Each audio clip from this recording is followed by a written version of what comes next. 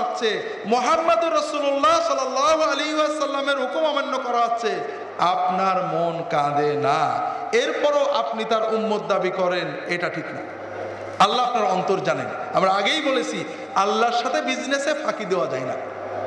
ভাইরা, আমাদের দুনিয়ার জাগতিক রাজনৈতিক জিনিস দেখেন, এক রাজনৈতিক দল আর এক রাজনৈতিক দল সবাই খেলে, এটাকে বলা হয় পাওয়ার গেম। যে ভোটে জিতবে সে ক্ষমতায় যাবে, আরেক দল যাওয়ার চেষ্টা করবে।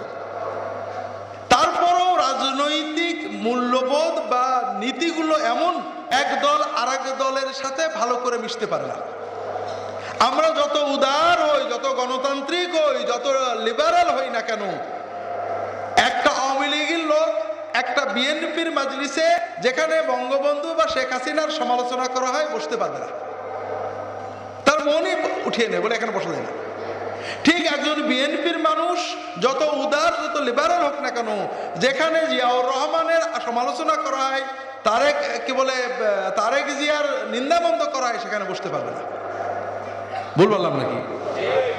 যদি রাজনৈতিক ঈমান এত পোক্তা হয়, তাহলে আপনি যার উম্মত হওয়ার দাবি করছেন, সে মুহাম্মদুর রাসূলুল্লাহ সাল্লাল্লাহু আলাইহি ওয়াসাল্লামের বিরুদ্ধে কথা হচ্ছে, তার দ্বীনকে অবমাননা করা হচ্ছে, তার নির্দেশকে অবমাননা করা হচ্ছে, তার সুন্নতকে অবমাননা করা হচ্ছে, আপনার কোনো ক্ষমতা নেই, আপনার অন্তরটাও কাঁদলো না, আপনি বসে বসে শুনলেন, এরপরও আপনি দাবি করবেন যে আপনি ইমানদার? আপনি তো আপনার রবকে ফাঁকি দিতে পারবেন না।